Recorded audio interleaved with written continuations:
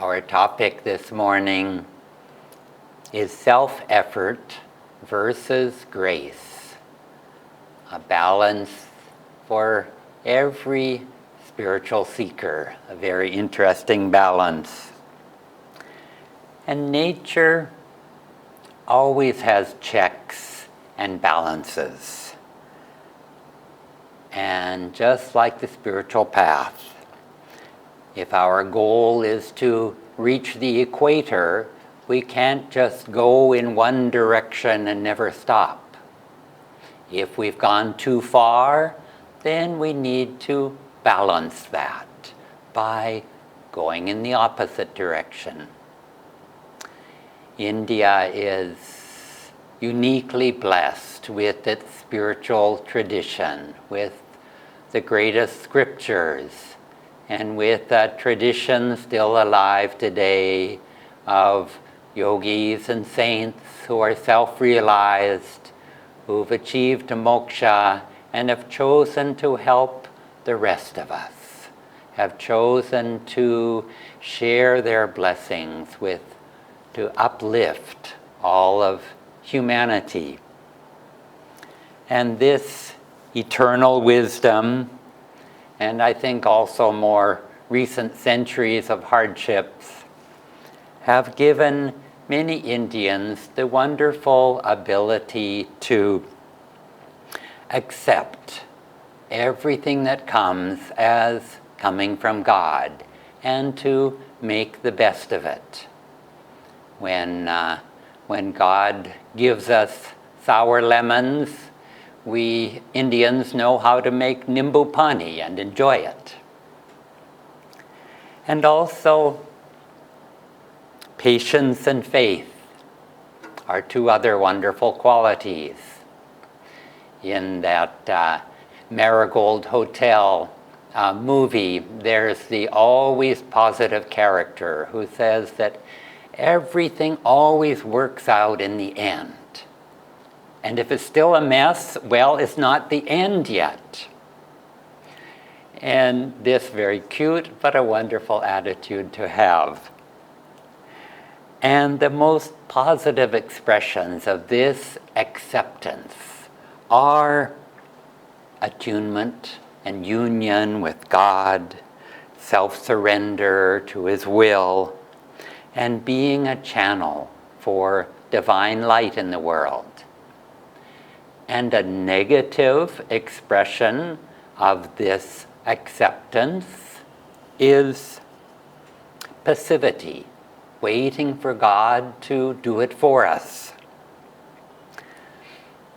There's the joke that goes, how many gurus does it take to change a light bulb?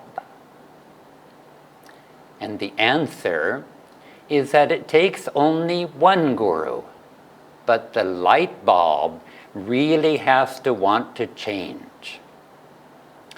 And so it is for us too. Even darshan of a guru will not change us unless we are receptive, unless we want that change. The light bulb can't be passive. And the necessary balance to this passivity is self-effort, putting out maximum effort. Yogananda ji called India the guru of the world and predicted many years ago that India would be a top leader in the world, not just spiritually, but also materially. And it's our dharma to serve, to make that happen. And in order for that to happen, many millions of people need to have education, need to have jobs. And this is a right and worthy object for us to work towards, for us to share wisdom and knowledge and know-how to uplift all of society. And this big push into the 21st century is necessary for India. But it also needs balance, to always keep in mind these eternal spiritual truths, to act honestly, dharmically, not to lose our inner calm. Swami Kriyananda said, make that your bottom line, not to let anything take away from you your inner calm. The balance to the fast pace of our lives and the city around us is that inner calm, is meditation. Be still. On the spiritual path, self-effort is essential. Rather than passively waiting for God's grace to descend on us, we need to put out energy. As Jesus said, knock and the door shall be opened. But we first have to do the knocking. And what kind of effort is needed to get spiritual results? There's a story, Yoganandaji once asked one disciple to dig a large hole for a septic tank. You know, a job that would take a number of days to complete. And this man just started digging. And he kept on digging. He never stopped to see how far he had gone. He never took a break. And after a few hours, he discovered, also somewhat to his surprise, with all of that concentration and focus of energy, he completed the job. And this is the kind of focused concentration that we need to get results on the spiritual path. Sri Ramakrishna likens meditation to a sailboat. He said that first you have to take your rope and push off from the dock. It's like we have to let go of the dock, let go of attachments that are holding us back. And we need to hoist the sail, to lift the sail, and lift ourselves into the divine. And then the wind can take the sail, just like God's grace takes our sail of self-effort, and it leads us to the shore, to our spiritual goal. But first, we need to do our preparation. We need to lift our sail. Yoganandaji said, grace is God's power that accomplishes everything that we achieve in life.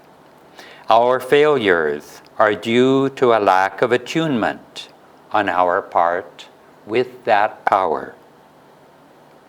God's grace flows into us the more we open ourselves to Him. Grace comes the more we live in soul consciousness, and the less we live centered in the ego. Swami Kriyananda says that self-effort is like the ignition on a car, that we turn the key, it starts the ignition, and then the ignition starts the main motor, and the motor is God's all-powerful presence. But we first need to turn the key. We need to also only do our best. We don't need to be perfect. If we reach up to God with one hand, He reaches down with both arms to pull us up. And Krishna, on this point, reassures us with these words. Sri Krishna says, to those who meditate on me as their very own, their hearts ever united to me by incessant inward worship, I supply their deficiencies and make permanent their gains. Know this for a certainty, my devotee is never lost. God makes good our deficiencies, and we are never lost. Thank you. Good morning.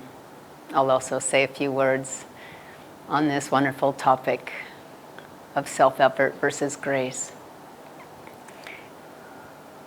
Many of you, I'm sure, know the story of Padmapada. He was a disciple of Adi Shankaracharya, and back in the days when they were living in Kashi, Shankaracharya was on the opposite side of the Ganga than his disciple. And he called, it was then Sanandana was the disciple's name. And he called the Sanandana, said, my clothes are wet, please bring me some dry clothes. And Sanandana, who was just a deep disciple of Shankaracharya, immediately picked up the dry clothes and started heading straight for the opposite side of the river. But he was so intent on following his guru's wish that he didn't think for a moment about finding a boat to cross the river. He just started walking. And as he started walking across the river, Ma Ganga manifested lotuses underneath his feet. And he walked on these lotuses across the Ganga to his guru and gave him his dry clothes. And his guru said at that point, Sanandana, do you see what you just did? You just crossed the river, walked across the river, and these lotuses came up. And he said, my guru, I just was honoring your command of bringing you clothes. I was thinking of nothing else but your wish. And so when we hear that story, we can see, wow, what grace that fell upon the disciple Sanandana, who became Padmapada. So what was Sanandana's self-effort? His self-effort was a lifetime of faith and trust in his guru, of unconditional love for his guru, and their awareness that in doing his guru's will, in loving his guru unconditionally, that protection and that power and that grace that always flowed to him from the guru will continue to flow no matter what situation. And he had such faith that he didn't think about the boat and just walked across the water. So what a joy for us to see examples such as this. When we think of also, we know from the movie The Answer and from Swami Kriyananda's autobiography, The Path, that when Swami crossed the country and came to Yogananda for the first time and asked to become Yogananda's disciple, Yogananda told him, I give you my unconditional love. And he asked Swamiji, will you give me your unconditional love? And Swamiji said yes. And just the unconditional love of the guru flowing to the disciple and the disciple's unconditional love in return allows him to be open to that power and to that grace and to that awareness that that grace is flowing through them. And maybe it wasn't such a dramatic story of crossing the river, but look at Swami Kriyananda's life also, a lifetime of grace, of the Guru's guidance, of miracles flowing through in the creation of Ananda, of everything that Swami Kriyananda was able to accomplish in his lifetime. And so the self-effort there is unconditional love. How can we offer that kind of unconditional love within our own self-effort. Well, Christ said, blessed are the pure in heart, for they shall see God. They shall be in the presence of God. So purifying our heart is always one of the important factors. And how to purify our heart? So I guess it just means taking away desires other than the desire to love God. Our devotion to want to love God, to want to love Guru. Any other desires that get in the way of that, we need to offer up.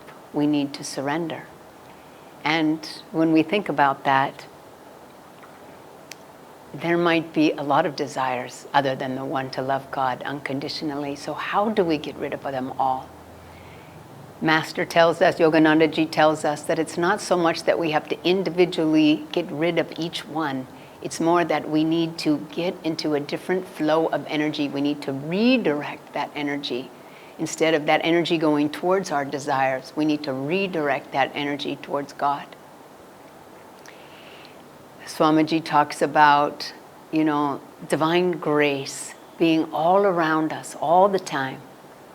And yet we need to be open to receive it.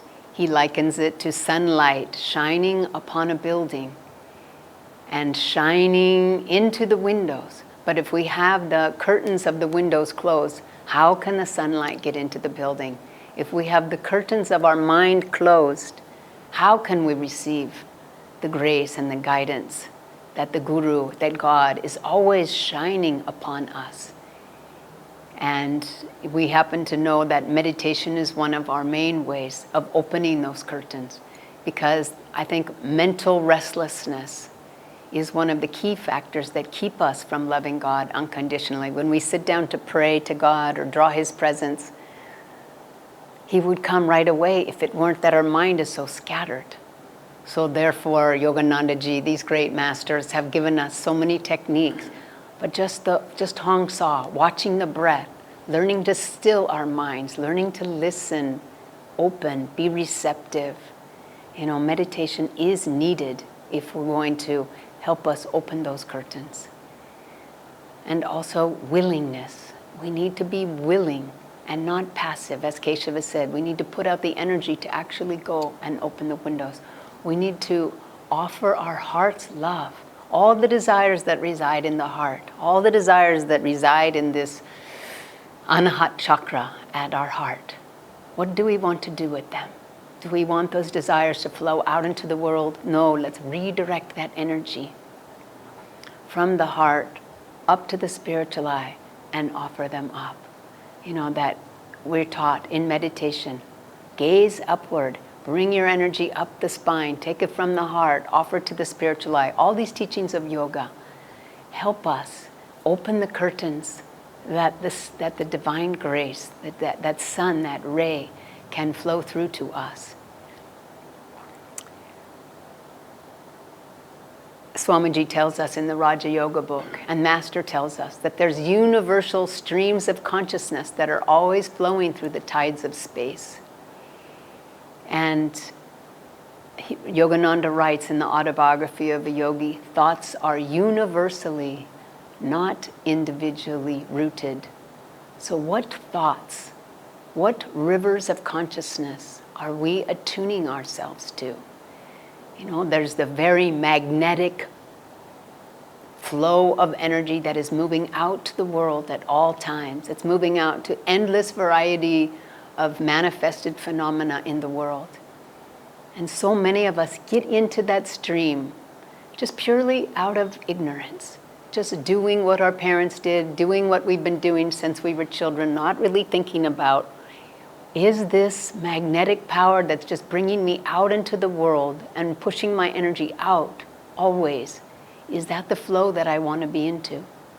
I think maybe perhaps soon as we read the autobiography, or soon as we come to our first meditation class, or somehow are around a saint, or around spiritual people, we start to realize there's another flow, a magnetic flow of energy that I can step into, that I can put my foot into.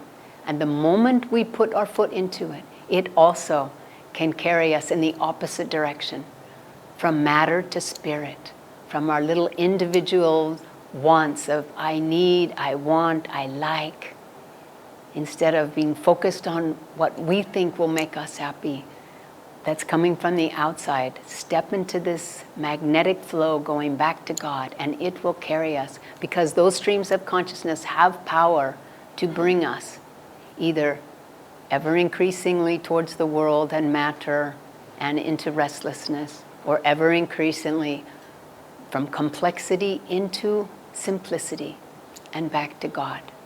And we make that choice, what stream we are going to step into.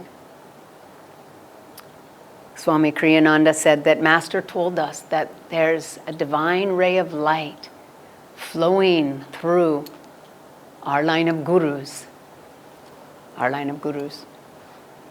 that is very powerful. It's more powerful than the teachings they have given us, more powerful than the techniques, more powerful than the amazing examples that they have given us. And it's the ray of light that they have brought to us, and that we can attune ourselves to that light. And that attuning to the light is our self-effort, because their power can flow through us and change all the world around us, everyone around us. But it's our job to attune to that ray. Swami would say that when he would attune to that ray of light, that everything would go smoothly, things would just work out miraculously. But when he tried to do things himself and forgot about the ray, and forgot about that power that was always flowing through him to his guru, and he just did it with his own self-will and ego and self-effort, that things never worked out.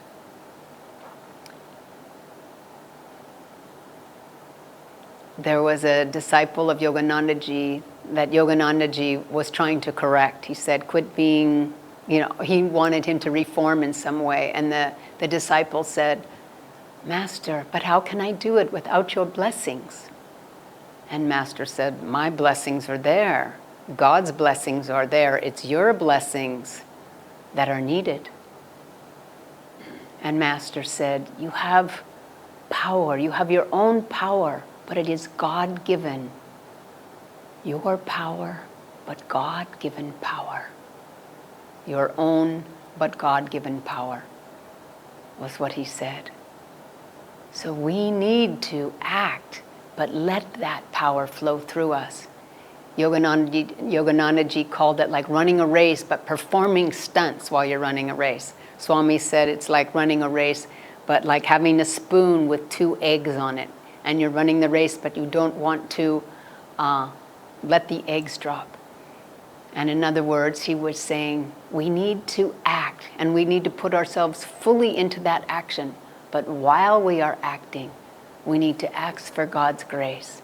And while we're acting and asking for God's grace, that grace begins to flow through us and flow through us. And then we begin to start to feel what it feels like to always have that grace flow through us. And then we won't ever want to act on our own again. Sri Yukteswar said, make the right spiritual effort now, and everything in the future will improve. And Yoganandaji said, if you put out the self-effort, God will carry you the rest of the way. So that self-effort is not the ego. It is not the little power that the ego may have. But it is the power of God. And when we can love unconditionally, like Padmapada had for his guru, like Swami Kriyananda had for his master, for his gurus, and as Yogananda has told all of us through Swamiji, that he gives us his unconditional love. With that unconditional love, and with that faith and trust, that his grace is flowing through us at all times, that his power is flowing through us at all times. What more could we want? What could we ever have to fear? It is our beautiful legacy, our beautiful right as the disciples of such great gurus, that we can call on that grace, that love, that power to flow through us at all times. So let's do so. Let's pray fervently that this becomes our only desire. Joy to you.